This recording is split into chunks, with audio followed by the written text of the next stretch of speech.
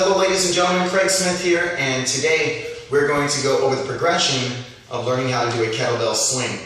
I believe the kettlebell swing is one of the most magnificent movements, and it's one of the most complete movements that you can do in all of fitness. The kettlebell swing can help VO2 max, it can help muscle endurance, it can help flexibility, and it can help out just pure out strength and power. A lot of the people that I train, we help it with their agility and explosiveness too. So once you master the kettlebell swing, you'll have a good grasp of most of the lower body movements for kettlebell, all the way from the cleans, the snatch, deadlift, high rows. But what we're going to start with is the deadlift, because the deadlift is the base of the kettlebell swing. It's a dynamic deadlift, and what I want you to make sure that you're doing in all the movements that we do are a couple of things. So we are always going to be tracking the knees. The knees should always be patellar tracked over the top of the ankles, okay? From our front view, from our profile view, our knees should always be tracked. I know everybody says keep your knees over your toes, but I want you to even exaggerate that a little bit more today. I want you to stick your butt out, get your chest out, and then even stick it back more so your knees stay more over your ankles rather than just your toes. So what I'm looking for is this in most of our movements. Now, is it going to be okay to do this? Just a little bit, just a tiny bit. And then most of the movements that we're going to do today, we're going to have our feet just a little bit wider than our shoulders. Now, everybody always thinks this is shoulder width, but make sure you're not much more than shoulder width, okay? And the turnout, I'm going to take the turnout at maybe about 1 o'clock and 11 o'clock. Don't go to 10 and 2. Don't plie, but make sure that most everything that you're doing, you're a little bit wider than shoulder length. And then the turnout, I would like your turnout to be as close to 12 as possible for both legs, but that's going to be up to you and your flexibility, length of your limbs, length of your torso. So what we're going to start with is the deadlift. Like I said, the deadlift is the base of the kettlebell swing, and the deadlift is, or the swing is just a dynamic deadlift. So the kettlebell that you use when we practice, what I'd like you to do is just practice with a light kettlebell or no kettlebell at all, just so you can get the dynamics of the movement. And the kettlebell I have here is a 52, but that's because of the skill level and the amount of time that I spent with kettlebells. Now, kettlebell, just like any other movement or any other sport you might practice, it takes time. You're not going to get kettlebell overnight. You're not going to get it in a week. You're not going to get it in a month.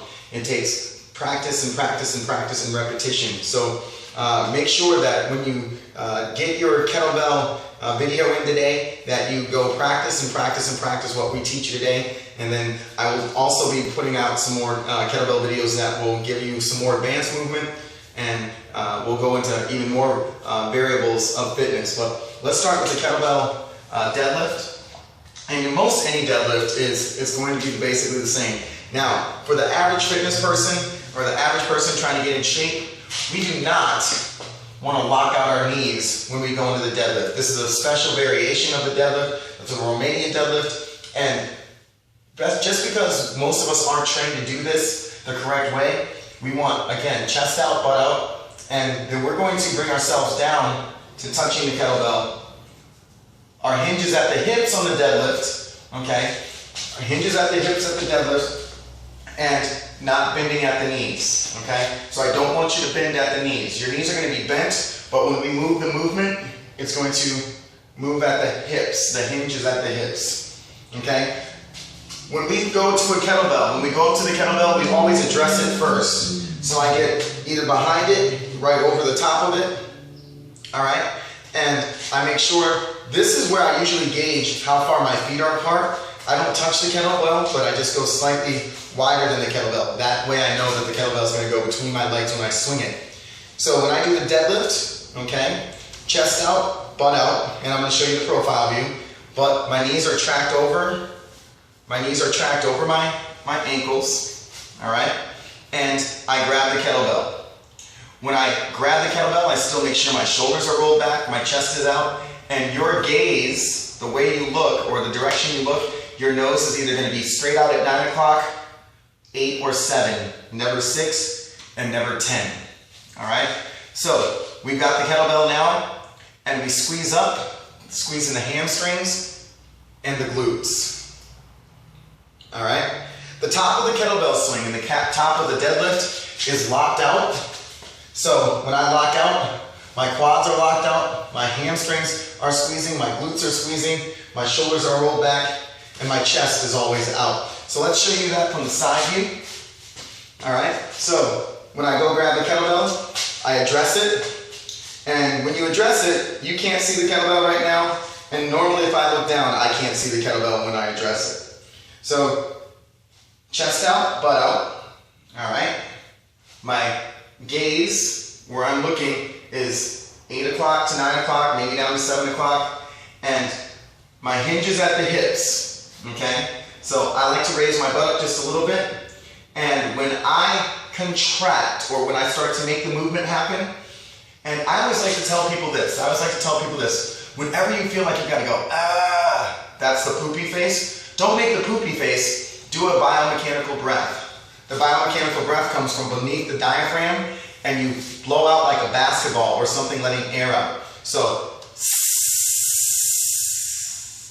that's your abs working instead of just your lungs working. We want your abs to support the middle of the core, and we want to make sure that you are giving a breath that's going to work not only the movement, but it's going to work your abs on every single movement that we do too. So when we come up, address, butt out, chest out, gaze, 9 o'clock to about 7 o'clock, I grab the kettlebell, I'm hinging at the butt, or hinging at the hips, all right? And I squeeze up, chest out, shoulders roll back, everything is locked out tight. Abs are tight because I breathe. All right? Then we just pop out like 10.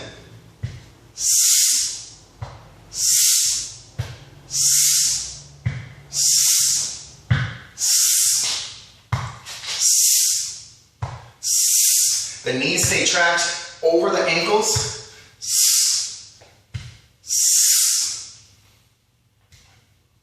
And that's our deadlift.